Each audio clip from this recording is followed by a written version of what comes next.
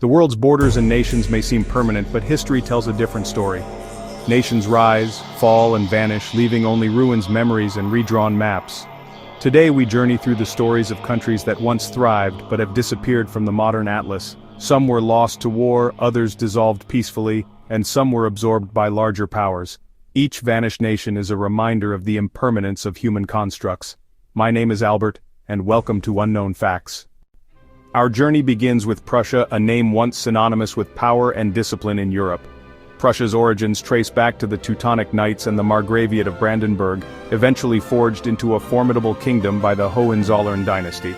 Under Frederick the Great, Prussia became a beacon of enlightenment and military might. In the 19th century, Chancellor Otto von Bismarck led Prussia to unify Germany, culminating in the proclamation of the German Empire in 1871. But Prussia's militarism also sowed the seeds of its downfall, contributing to the outbreak of World War I. Defeat in 1918 ended the monarchy, and Prussia's power waned within the Weimar Republic. The Nazi regime dismantled Prussia's institutions, turning it into a hollow administrative region. After World War II, the Allies abolished Prussia entirely, blaming it for German militarism. Its lands were divided among Poland, the Soviet Union, and the new German states, and millions were expelled. Today, only remnants remain: the Brandenburg Gate, Sanssouci Palace, and castles of the Teutonic Knights. Prussia's story is a stark reminder that even the mightiest states can vanish. Its legacy is debated: pride for some, sorrow for others. Once a force that shaped Europe, Prussia now exists only in history books and the landscapes of Germany, Poland, and Russia. The Black Eagle that once soared over Europe is now a ghost of the Atlas. Its rise and fall show how ambition and power can both build and destroy nations. Prussia's disappearance is a lesson in the impermanence of political might. The echoes of its legacy still shape Europe today. Prussia, a vanished kingdom, a cautionary tale. Next, we travel to the Balkans, where Yugoslavia once united a mosaic of South Slavic peoples. Under Josip Broz Tito, Yugoslavia balanced ethnic diversity with a strong central government, carving a unique path during the Cold War. Tito's death in 1980 left a power vacuum and old national rivalries resurfaced. Economic decline and rising nationalism in the 1980s fueled division. By 1991, Slovenia and Croatia declared independence, igniting the Yugoslav wars. Brutal conflicts followed. Ethnic cleansing, sieges, and atrocities tore the region apart.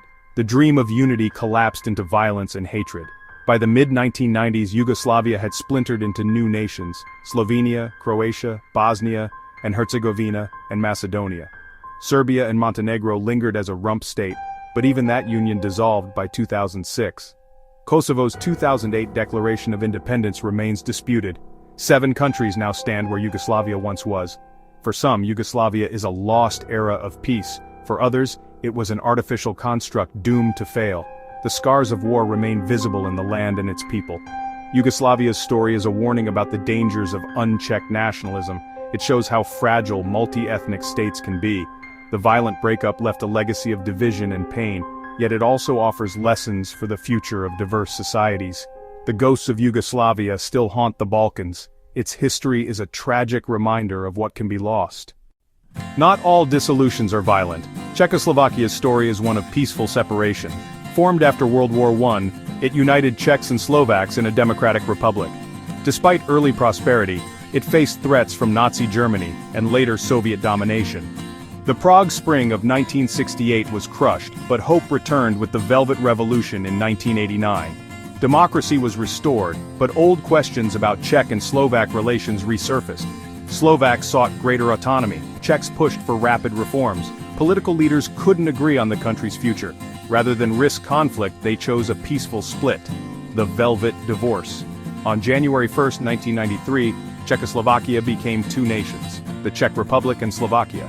The separation was orderly, negotiated by elected leaders without referendums. Assets, borders, and institutions were divided with precision. Today, the 2 countries are close partners in the EU and NATO. Their border is open, and their relationship remains friendly. The Velvet Divorce stands in contrast to Yugoslavia's violent breakup. It proves that national separation can be peaceful and pragmatic. Czechoslovakia's story is a model for resolving differences without bloodshed. 2 nations emerged, not as rivals, but as friends. The legacy is one of cooperation and mutual respect. a rare example of a nation's end bringing new beginnings. Some countries disappear not by collapse but by unification, like East Germany. After World War II, Germany was split. West Germany prospered while East Germany became a communist state under Soviet control. The Berlin Wall symbolized this division, separating families and ideologies for decades. By the late 1980s, economic stagnation and Gorbachev's reforms sparked unrest in East Germany. Mass protests and a flood of refugees pressured the regime. On November 9, 1989, the Berlin Wall fell, and East and West Berliners celebrated together. The collapse of the communist government led to free elections and a push for reunification. In less than a year, East Germany ceased to exist, merging into the Federal Republic of Germany on October 3, 1990. The reunification was a moment of joy but also brought challenges. Economic disparities and cultural differences lingered. East Germany vanished, not into oblivion, but into a united nation. Its story is unique, a state born of Cold War politics, erased by the will of its people. The fall of the wall marked the end of the Iron Curtain in Europe. Germany's reunification was a new beginning not just for the country but for the continent. The legacy of division remains, but so does the hope of unity. East Germany's disappearance is a testament to the power of change. It shows how nations can be reborn through reconciliation. The story of Germany is one of division, endurance, and renewal, a vanished country, a united people. The map changed, but the spirit endured. Now, we look back to the fall of the Ottoman Empire, a power that shaped 3 continents for centuries. At its height, the Ottomans ruled from Vienna to the Persian Gulf, uniting diverse peoples under the Sultan. The empire was a center of trade, culture, and science, but by the 19th century, it was in decline. Nationalist movements and military defeats eroded its territories. The First World War proved disastrous. The Ottomans sided with the Central Powers and lost. The Armenian Genocide and the Arab Revolt further fractured the empire. Defeated in 1918, the empire was carved up by the Allies. The harsh Treaty of Sèvres sparked Turkish resistance, led by Mustafa Kemal Ataturk. Ataturk's victory abolished the Sultanate and founded modern Turkey in 1923. Sweeping reforms transformed Turkey into a secular, modern nation-state. The rest of the empire's lands became new countries, often with borders drawn by foreign powers. These new states, like Iraq and Syria, inherited complex challenges. The Ottoman legacy is both magnificent and troubled. Its dissolution created new nations and new conflicts. The empire's end reshaped the Middle East and Europe. The echoes of its fall are still felt today. The Ottoman Empire vanished, but its influence endures. A vanished empire, a world transformed. Its story is a lesson in the rise and fall of great powers. Our final story takes us to Tibet, a land of spiritual devotion and unique culture, once ruled by the Dalai Lama. For centuries, Tibet maintained a delicate independence, buffered by the Himalayas. Its relationship with China was complex, sometimes autonomous, sometimes under Chinese influence. After the fall of the Qing dynasty, Tibet functioned as an independent state for nearly 40 years.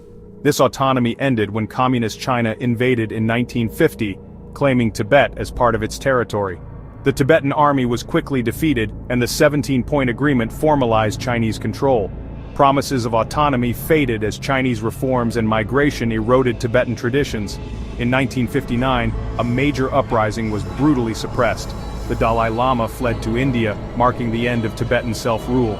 The Cultural Revolution brought further destruction. Monasteries razed, culture suppressed. Tibet became the Tibet Autonomous Region, its independence erased from the map.